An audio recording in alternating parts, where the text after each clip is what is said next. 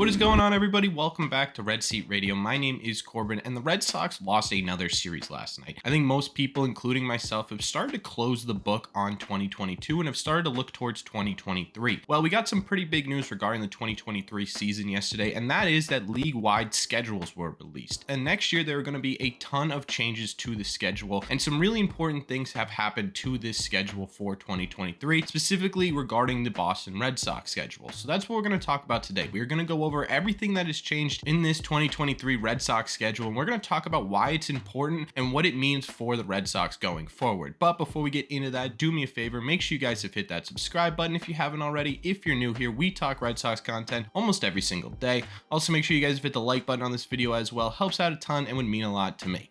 Thank you all very much for clicking on this one. Let's get into it. We're going to start by talking about the changes that have actually happened to the schedule itself. Then we'll talk about kind of some of the key matchups that I picked out for this 2023 Red Sox schedule. But first, let's talk about the changes. And one of the big changes, actually probably the biggest changes to this Red Sox schedule, is that they're going to be playing every single team at least one time. According to the new CBA, regardless of whether or not you are in the National League or the American League, you are playing every single team in the MLB. What this means for the Red Sox is, one, there are going to be a ton of really interesting matchups, and two, it means a lot of travel. So what's going to happen is the Red Sox are going to play more than double the amount of interleague games that they played in 2022 and below. And from 2023 on, it seems like we're going to be playing about 43 games against interleague opponents this year. What that also means is that there's going to be less AL East opponents that we are playing next year. We're going to be playing each AL East team 4 times, which is way down from, I believe it was 6 or 7 times during the year in 2022 and before. And this makes every single AL East game more important, which could be a good or bad thing for the Boston Red Sox. We saw kind of how they handled interdivisional play this year, which wasn't exactly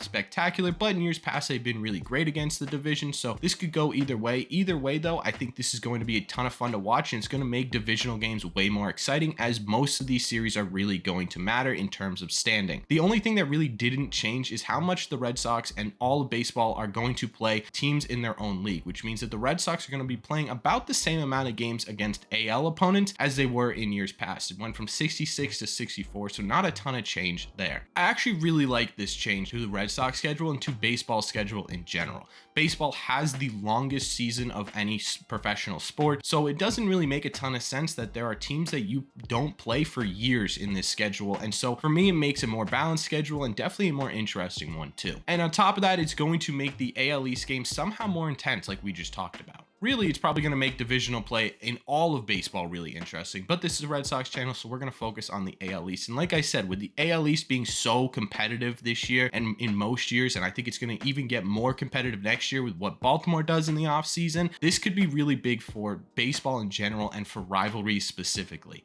We talk about how much the Yankees-Red Sox rivalry has died down a little bit, but with only 4 encounters throughout the year, those games are going to be more and more important. And then you're going to be talking about facing the Tampa Bay, the Toronto Blue Jays, all of these guys less in the year, and that makes every single game more important. I think to me that makes a ton of sense and seems like it's going to make baseball a lot more intense and a lot more exciting to watch. And on top of all of that, it's going to make for some really interesting stretches and matchups for the Boston Red Sox in the 2023 season. So let's talk about some of those stretches and matchups that I've keyed out as probably the most important stretches of the Red Sox 2023 campaign. There are a ton of really interesting matchups in this 2023 season. There are so many that I couldn't fit into one video. So if there are series or stretches during this season that you think are super important to this 2023 season that I did not talk about, please let me know in the comment section down below. These are just the ones that I think personally are ones that stand out to me. And the first one we are going to be talking about is the stretch in May where you are playing the Phillies, you are playing the Braves, and then you come home and you play the Seattle Mariners. Hello, this is post-production Corbin. For some reason, when I was originally recording this, I totally forgot to mention that in between the Mariners and Braves, we are playing the St. Louis Cardinals, and that is definitely a big part of the stretch as well. So just remember that as we're going forward. Sorry about that. The reason that this is so interesting to me is because for the most part in the 2022 season, you played the Braves, yes, but it seemed like you were playing a lot of AL contenders, a lot of guys in going for a playoff spot in the AL. This is the first stretch in 2023 where you're playing a couple of contenders for the NL, which is interesting, something we don't usually see for these Red Sox schedules. And on top of that, you come back and then you immediately play a contender in the AL as well. So that to me is the first really interesting stretch of this 2023 season. From there, the first divisional in important stretch comes in June, in my opinion. This is one that you guys are probably going to want to circle on your calendars for a must-win performance by the Boston Red Sox, because in that stretch in June, you are playing Tampa, then you go Cleveland, then you go New York, and then you get a slight break with Colorado, and then you go New York again. Like I said, these are three really good divisional opponents and AL East opponents. This is kind of where the first test of the season really comes in, where you're playing straight divisional and AL East opponents. This is kind of your, how do I match up against these teams first stretch? So that is definitely one to circle on your calendar. The third one I want to talk about, though, absolutely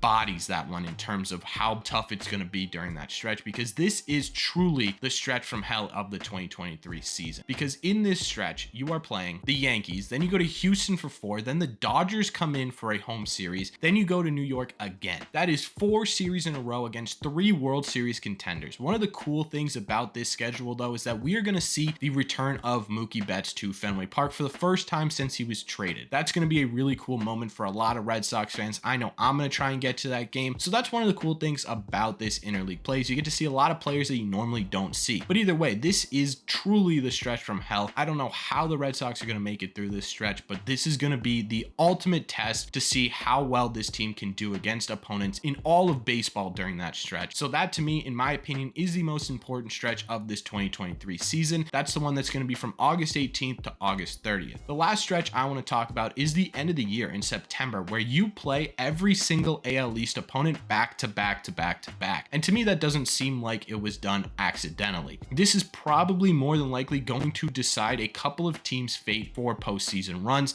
and that right there is going to be a huge week for baseball. This is the type of stretch that's going to give me ulcers, turn my hair gray, and I'm excited for that stretch at the end of the year, because that means that every single game is going to be exciting and it's going to mean something. But those are the 4 kind of stretches and series that I've picked out for this 2023 schedule that I really do think could have a huge impact on this 2023 season. All in all, I think that this Red Sox schedule is much different than what we've seen in the past in a good way. Like I said when we were talking about the changes, there are 162 games in the Red Sox season, in the MLB season. It makes a ton of sense to kind of spread the wealth, have every team play every team, and I think it's going to make for a lot of really exciting baseball. Let me know in the comment section down below, which series are you guys circling? What stretches do you guys think are really, really important to this 2023 Red Sox team? Let me know all your thoughts on this schedule down below. As always, if you've made it to the end of this video, do me a favor, make sure you guys have hit that subscribe button if you haven't already. Like I said at the beginning, if you like Red Sox content, we talk Red Sox almost every single day. Also, make sure you guys have hit the like button on this video. Like I said at the beginning, it helps out a ton. And if you could do me a huge favor, share this with a friend or family member so they are up to date on this Red Sox schedule as well, because that would really mean a lot to me.